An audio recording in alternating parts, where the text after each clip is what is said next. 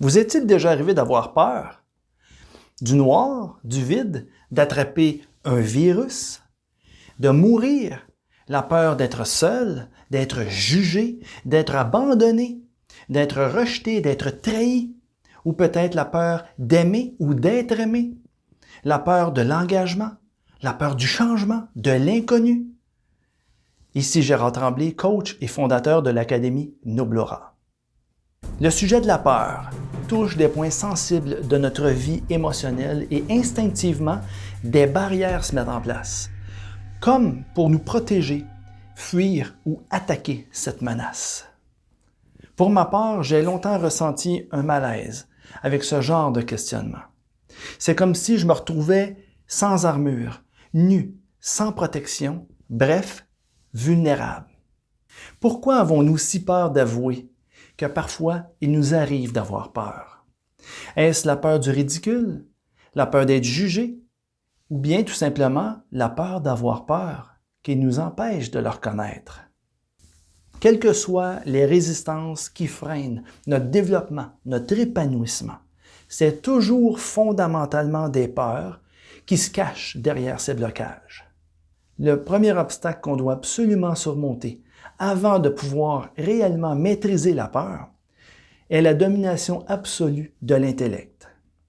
C'est-à-dire le fait de s'identifier au mental qui entraîne immanquablement toute une suite de conséquences menant au chaos. La puissance de la peur est clairement démontrée dans le fait que le contrôle des foules par une autorité dictatoriale ou autocratique passe immanquablement par l'utilisation de la peur selon différentes stratégies. Une recherche rapide sur Wikipédia nous offre cette intéressante description. Je vais vous la lire. La peur a un effet très fort sur les foules et ainsi est utilisée afin de contrôler les foules et les peuples. Dans les systèmes totalitaires ou dans l'esclavage traditionnel, l'objet de la peur est clairement identifié. Il s'agit d'une menace de punition ou de mort en cas de désobéissance. Dans les systèmes dits démocratiques, où une telle menace n'est pas explicite, il importe plus de contrôler ce que pensent les gens, en déformant les informations des médias avec des menaces plus abstraites ou même virtuelles. Et vous savez quoi? Ça ne vous étonnera pas. Les stratégies de l'intellect sont exactement les mêmes que celles employées à plus grande échelle par les personnes qui ont une soif de pouvoir et qui sont elles-mêmes asservies à leur propre intellect. C'est pas compliqué.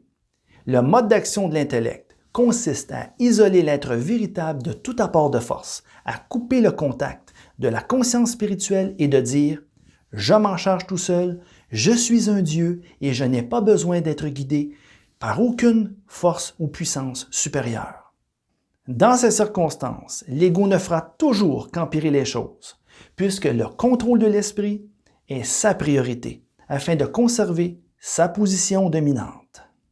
Nous sommes soumis, avant tout, à un contrôle provenant de l'intérieur. Inutile de chercher la liberté si nous sommes esclaves de notre ego. Ce mal de la peur nous ronge de l'intérieur et ronge notre humanité. Ça vous arrive d'être stressé ces temps-ci? Un petit peu? Beaucoup? Pas du tout? A little bit peut-être? Dans les sociétés matérialistes assujetties à l'intellect, le culte de la performance et le stress sont omniprésents. D'un état normalement ponctuel, le stress est passé à un état quasi permanent dans un monde toujours plus complexe. Stress égale tension. Et qui dit tension dit congestion. Et qui dit congestion dit blocage. Et qui dit blocage dit le mal, du non-dit, la maladie. Le mal-être est une maladie de l'âme provoquée et entretenue par des pensées et des émotions néfastes. Les troubles psychiques tels qu'anxiété et dépression, ainsi que les nombreux troubles physiques qui en découlent, nous interpellent. Le stress est bien une des formes les plus sournoises de la peur qui nous envahit. C'est un combat de chaque instant que nous menons contre ce fléau. Pour surmonter le stress, il est essentiel de respirer et de relativiser la situation stressante avec nos véritables besoins que nous devons identifier. Le processus de la maîtrise du stress est le même que pour la peur.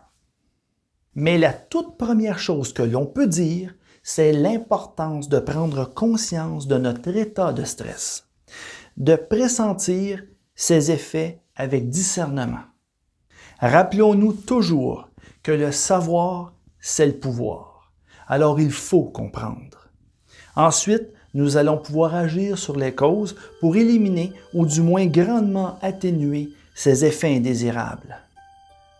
Nous pouvons améliorer notre connexion aux liens qui nous unissent à la vie grâce à la respiration consciente, qu'on appelle aussi la respiration abdominale. Des clés pour la maîtrise de la peur se trouvent dans la respiration, puisqu'elle facilite la réceptivité des expériences vécues. L'orientation de notre vouloir par rapport à la force de la vie détermine nos expériences.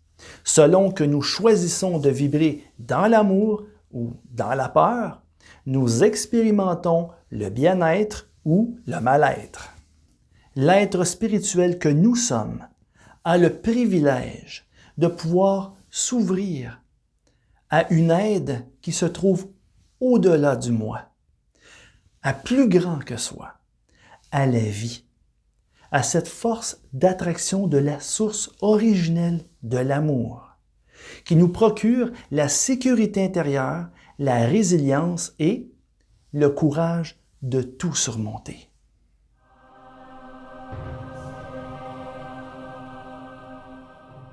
À partir de la conscience solaire éclairée, nous voyons au-delà de la peur, une destination sereine qui conduit à la paix intérieure.